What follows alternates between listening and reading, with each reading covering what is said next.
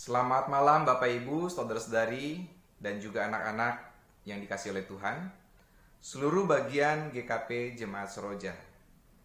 Kita kembali bertemu secara online di dalam kebaktian tengah minggu saat ini, hari Rabu tanggal 24 Maret 2021. Adapun tema kebaktian tengah minggu hari ini adalah taat seperti Yesus. Kita akan memulai kebaktian ini dan kita akan mengawalinya dengan mengambil saat teduh terlebih dahulu.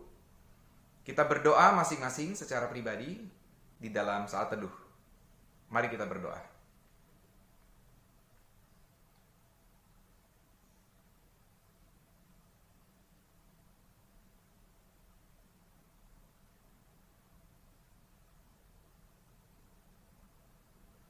Terima kasih ya Allah untuk kesempatan di malam ini kami dapat kembali bertemu di dalam kebaktian tengah minggu secara online. Biarlah kebaktian yang kami lakukan ini berkenan di hadapan Allah, dan biarlah Engkau juga melihat kami melakukan kebaktian ini sebagai wujud syukur kami, sekaligus juga respon kami, karena Engkau telah memanggil kami masuk di dalam kebaktian ini. Sesungguhnya Roh-Mu yang kudus sajalah yang telah memanggil kami berhimpun bersekutu di dalam kebaktian ini. Kami membawa diri kami di dalam persekutuan ini, kami membaktikan diri kami kepadamu. Dalam nama Yesus Kristus, kami berdoa. Amin. Bapak Ibu, saudari, dan juga anak-anak yang dikasihi Tuhan, mari kita menyanyikan nyanyian pembukaan Pelengkap Kidung Jemaat 2.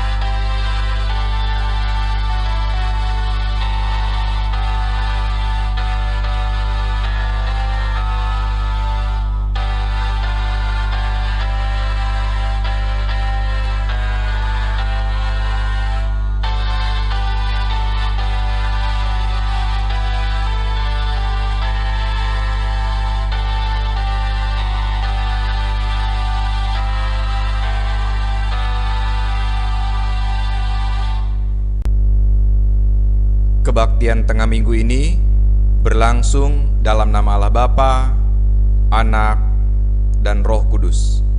Damai sejahtera dari Allah beserta saudara sekalian.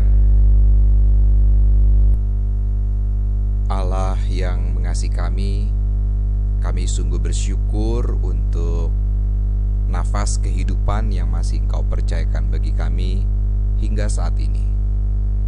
Kami bersyukur untuk kesempatan malam ini kami masih dapat berkebaktian walaupun secara online. Kami bersyukur untuk setiap anggota keluarga kami yang melalui mereka, dengan interaksi yang boleh kami jalani bersama mereka, kami dapat melihat pemeliharaan dan pendampingan Tuhan bagi kami. Kami bersyukur untuk tetangga-tetangga kami. Kami bersyukur juga untuk setiap aktivitas yang boleh kami kerjakan. Ada karya-karya tertentu yang boleh kami ukir. Kami bersyukur untuk peristiwa yang mendukakan, terlebih-lebih untuk peristiwa yang membawa kesukacitaan. Karena semua peristiwa itu Engkau izinkan terjadi di dalam kehidupan kami, agar kami betul-betul menjadi pribadi yang semakin arif, bijaksana, dan dapat menghargai waktu dengan sebaik-baiknya. Kami bersyukur untuk beragam hal yang boleh membentuk kami hingga kami menjadi pribadi seperti saat ini. Dan di atas semuanya itu, ya Allah, kami bersyukur untuk kasih karunia Allah di dalam Yesus Kristus yang menjadikan kami saat ini menjadi anak-anak Tuhan yang memperoleh jaminan karya keselamatan. Terima kasih, ya Allah, terima kasih. Kami menaikkan syukur ini kepadamu di dalam nama Yesus Kristus, Tuhan dan Juru Selamat kami yang hidup. Amin.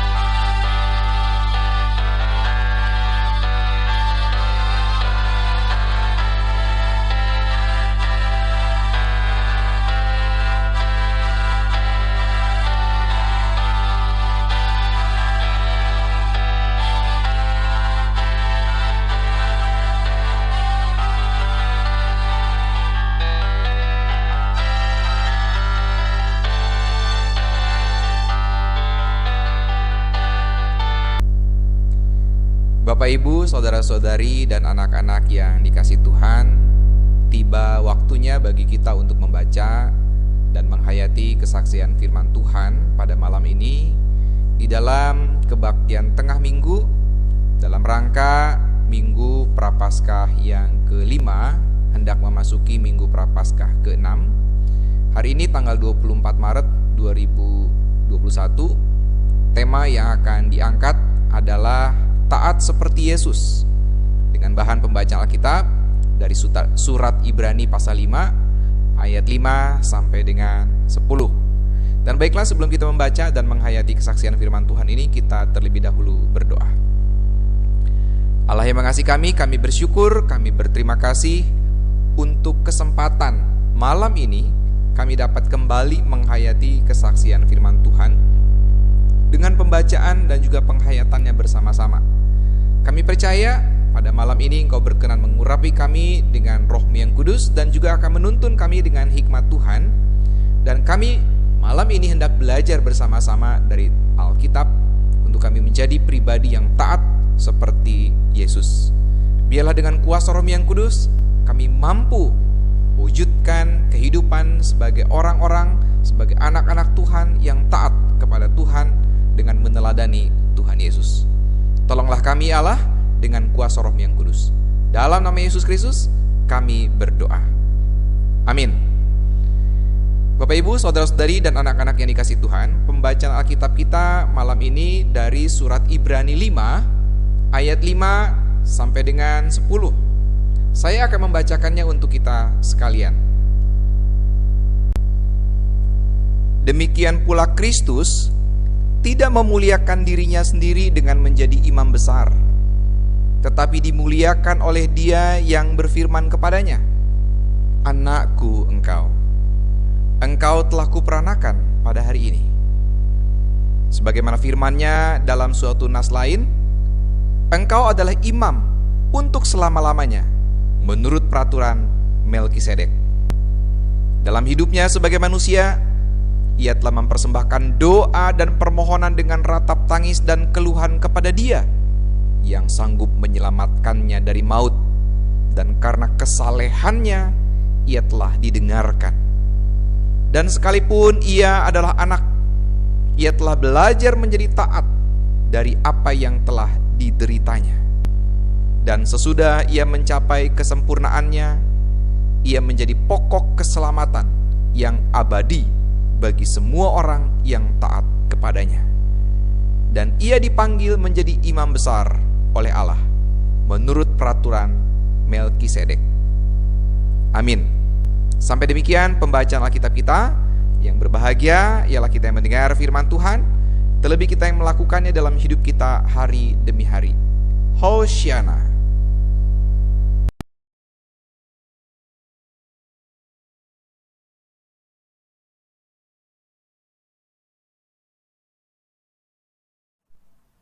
Bapak Ibu, saudari dan juga anak-anak yang dikasihi Tuhan, tema pada kebaktian tengah minggu hari ini adalah taat seperti Yesus. Saya akan mengawalinya dengan berbagi informasi sedikit tentang tradisi ataupun kebiasaan di tengah-tengah masyarakat Yahudi. Dalam tradisi keagamaan masyarakat Yahudi, atau mungkin secara lebih luasnya juga secara umum dalam tata sosial masyarakat Yahudi, mereka mengenal ada 3 jabatan. Yang pertama adalah raja, menjalankan fungsi, peran, dan tanggung jawab untuk memelihara komunitas, memelihara persekutuan, memelihara umat, memelihara seluruh warga negara, warga kerajaan. Yang kedua itu adalah jabatan nabi. Nabi memiliki tugas, peran, tanggung jawab sebagai penyambung lidah Allah. Ia bertugas untuk menyampaikan pesan dari Allah kepada umat. Ia dipercaya sebagai representasi dari Allah sendiri yang berkenan menyatakan kehendaknya.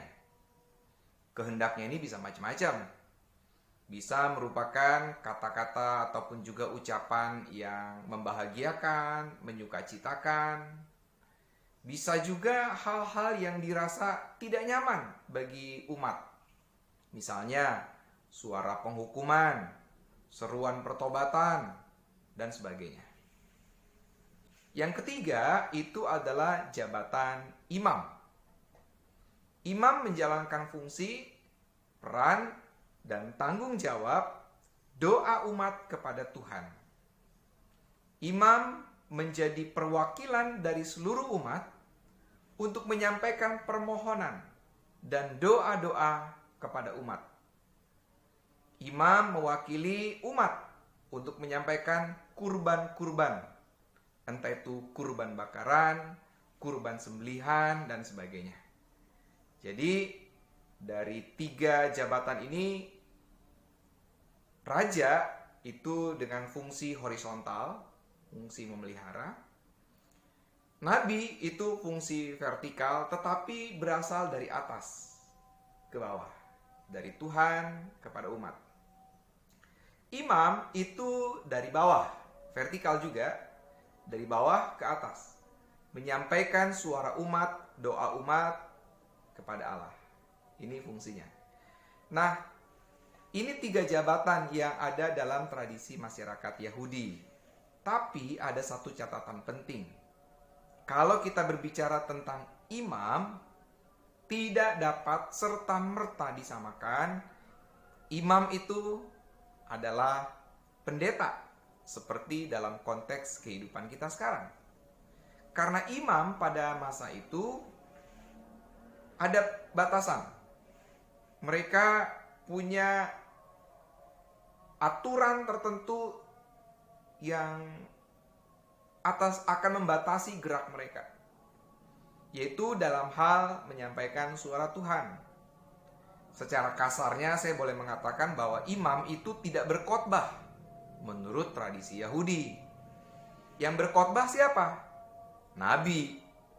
Oleh karena itu juga ada yang namanya nabi kultus atau nabi kultis, yaitu mereka nabi-nabi yang bertugas bersama dengan imam di bait suci atau di tempat peribadatan.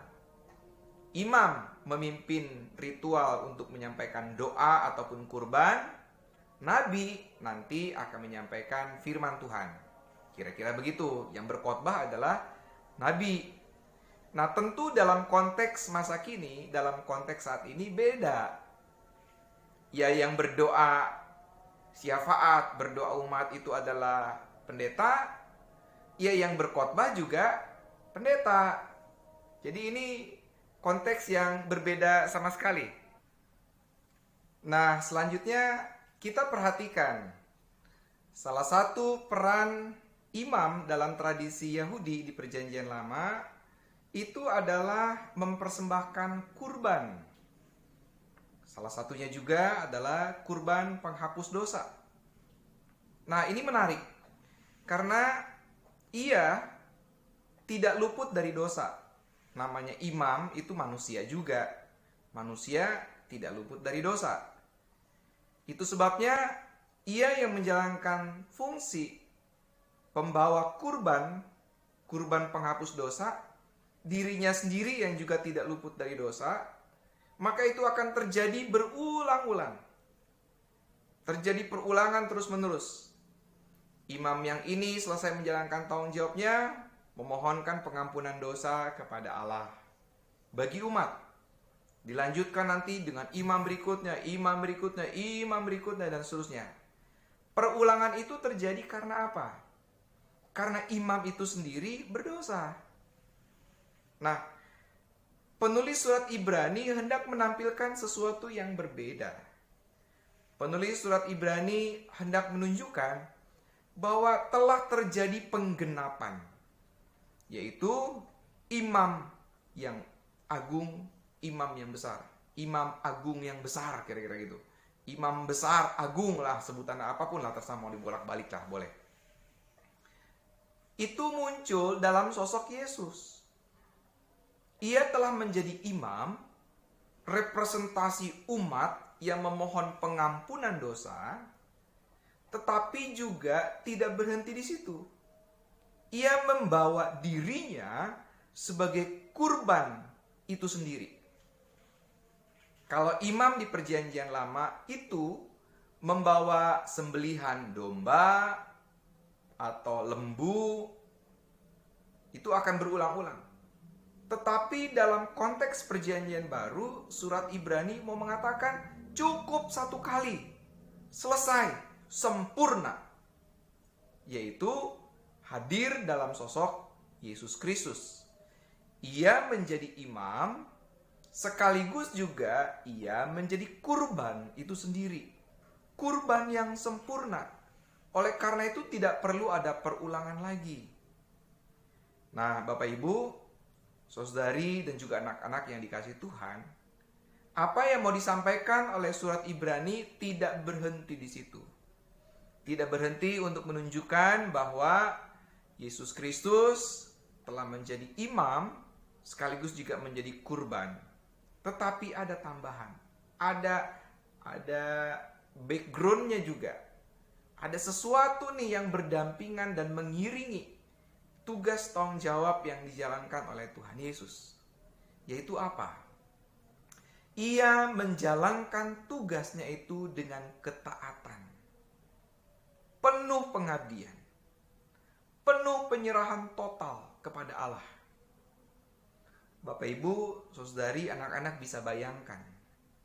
Ia tahu persis apa yang harus dijalaninya.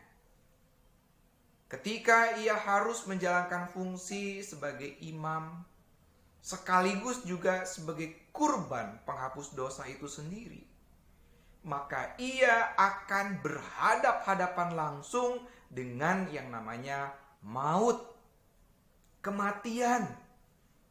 Bukan hanya berhadap-hadapan, tetapi ia betul-betul bersentuhan dengan maut, ditelan oleh maut. Ia menyadari hal itu. Persis tahu.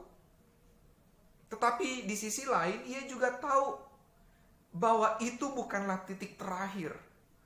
Ketika ia dicengkram oleh maut, ini bukanlah titik terakhir. Mengapa? Karena setelah persentuhan dengan maut ini, Yesus akan keluar sebagai pemenang.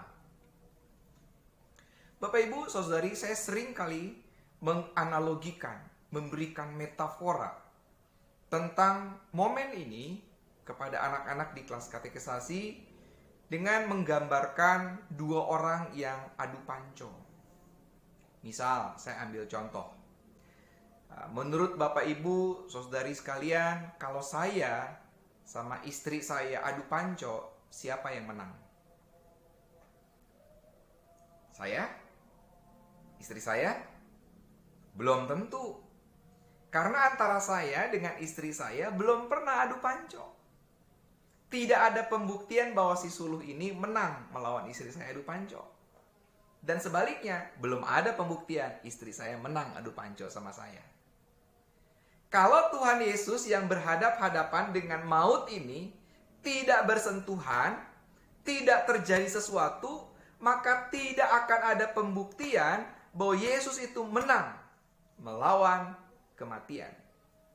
Itu sebabnya Yesus Kristus yang menjalankan peran sebagai pembawa doa umat, ia sekaligus menjadi kurban itu sendiri untuk bersentuhan langsung dengan maut, dan bergulatannya ini kita hayati 3 hari, yang kemudian ia bangkit sebagai tanda kemenangan melawan kuasa maut.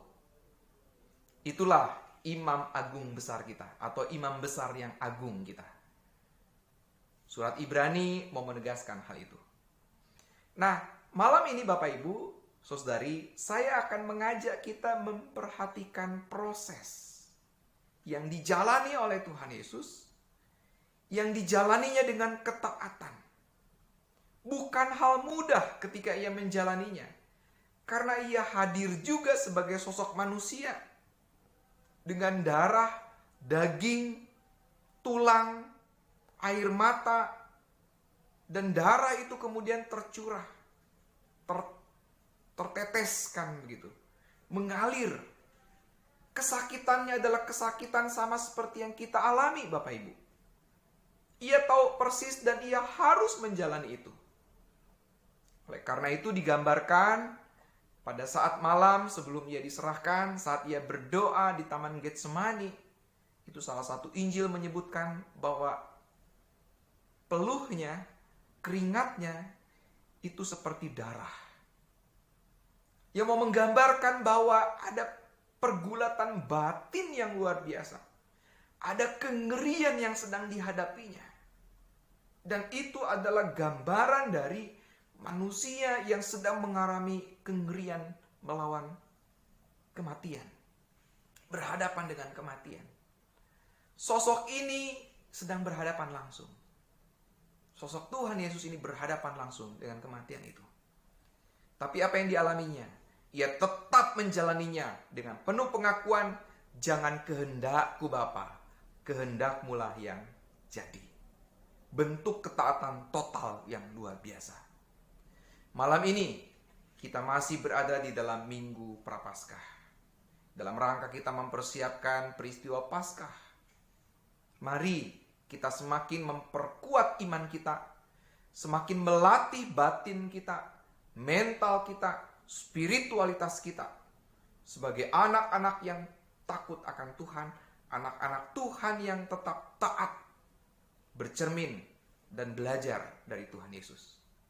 Dalam setiap pergulatan kita, pergumulan kita, persoalan dan masalah kehidupan yang kita alami, kita tidak boleh berhenti. Teruskan berjalan. Biarkan Tuhan yang menjaga kita dan mendampingi kita. Tugas kita jalani saja dalam ketaatan. Ketika ada pergumulan, jalani juga dengan penuh penyerahan kepada Tuhan. Dengan percaya, kita mengaku bahwa Tuhan akan memberikan keindahan tepat pada waktunya. Sama seperti Tuhan Yesus juga menghayati bahwa sesudah ia mengalami penyaliban, penderitaan yang luar biasa, sesudah ia mengalami kematian, akan tiba masanya ia dibangkitkan. Itu juga yang kita hayati. Jalani terus penderitaan kita, pergumulan kita sebagai sarana, sebagai cara untuk memaksimalkan mental spiritualitas kita yang semakin berkualitas. Tiba pada waktunya, kita yang telah diselamatkan ini juga beroleh kebangkitan bersama dengan Kristus. Tuhan memberkati kita. Amin. Bapak Ibu, saudara-saudari, dan juga anak-anak yang dikasihi Tuhan, sebagai respon atas firman Tuhan yang telah diperdengarkan bagi kita pada malam hari ini, mari kita menyatakan syukur kepada Allah. Kita mempersiapkan diri kita. Kita bersyukur dengan menghimpunkan persembahan sambil kita bernyanyi Kidung Jemaat 363.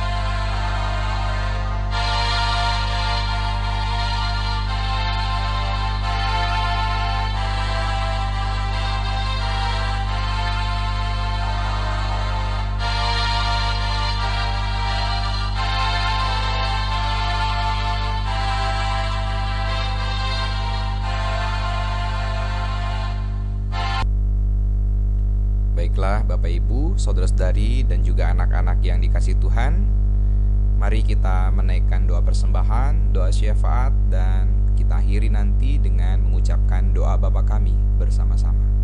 Mari kita berdoa. Ya Allah, kami bersyukur untuk firman Tuhan yang telah diperdengarkan, yang telah melatih dan mengajar kami menjadi pribadi yang semakin taat di hadapan Allah. Kami juga bersyukur untuk beragam pengalaman, beragam peristiwa yang membuktikan bahwa Engkau begitu setia mendampingi kami. Maka biarlah itu menjadi pengingat agar kami pun membalasnya dengan kesetiaan kepada Allah. Kami juga bersyukur ya Allah untuk kekuatan yang Tuhan berikan bagi kami, yang memungkinkan kami dapat menjalankan beragam aktivitas, pekerjaan, dan usaha. Dan melalui semua itu, Engkau telah memberkati kehidupan kami dengan nafkah penghidupan, sehingga kami boleh menjalani kehidupan dengan baik di tengah keluarga kami.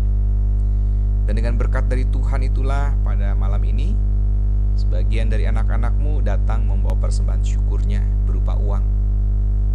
Maka kiranya benda-benda mati ini Engkau sendiri yang menguduskan dan melayakkannya, dan dengan demikian bermanfaat mendukung kehidupan bergereja di gerejamu ini.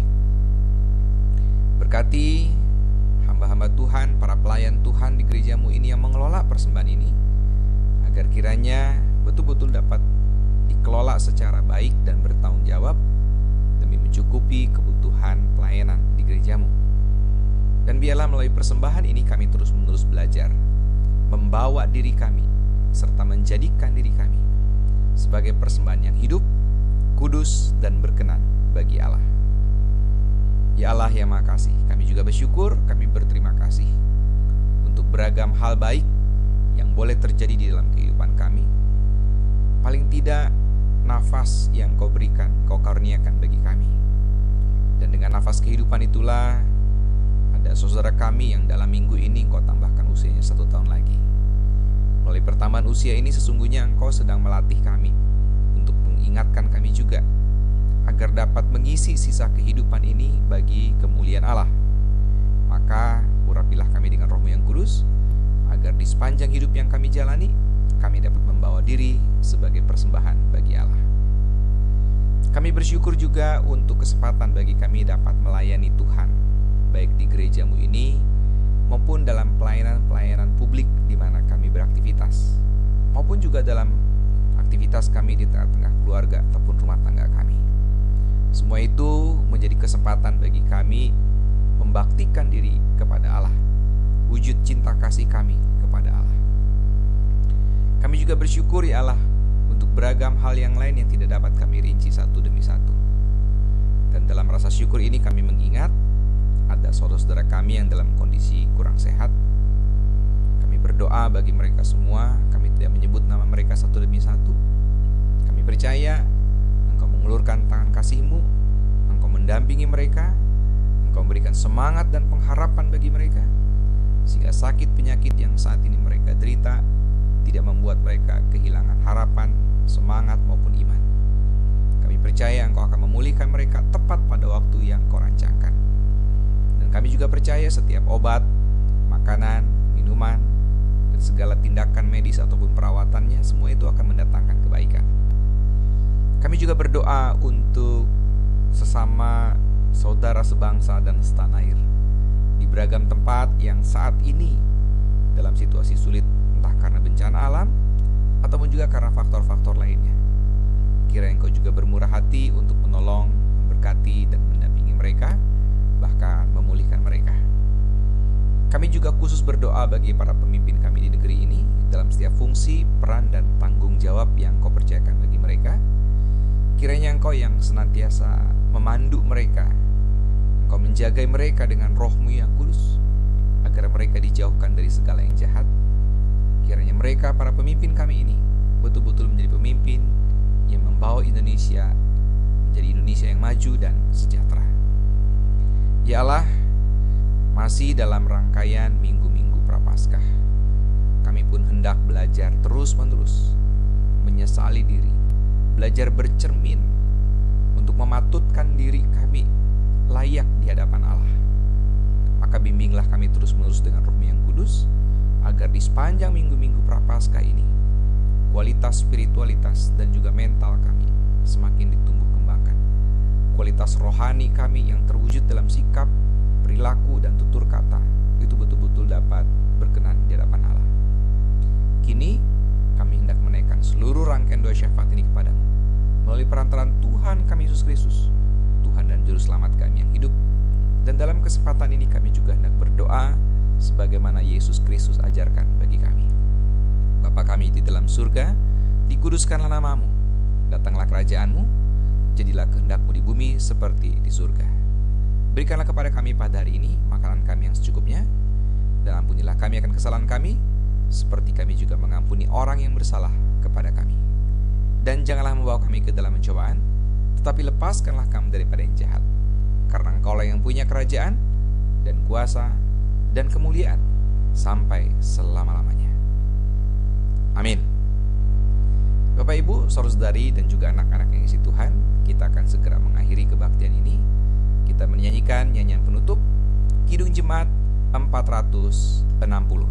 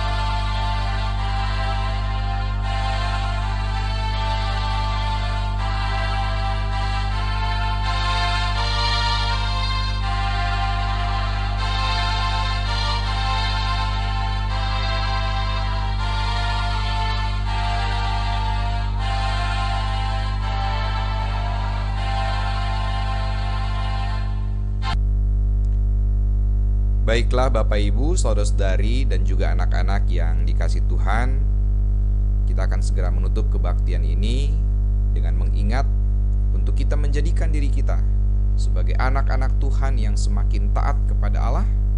Dan baiklah kita mengakhiri kebaktian ini dengan menerima berkat dari Tuhan. Kasih karunia menyertai semua orang yang mengasihi Tuhan Yesus Kristus dengan kasih yang tidak binasa. Berkat, damai sejahtera, dan kasih dengan iman dari Allah Bapa, Anak, dan Roh Kudus menyertai memberkati Bapak Ibu, saudara-saudari, dan juga anak-anak sekalian saat ini sampai selama-lamanya. Amin. Kebaktian selesai. Selamat malam. Tuhan memberkati.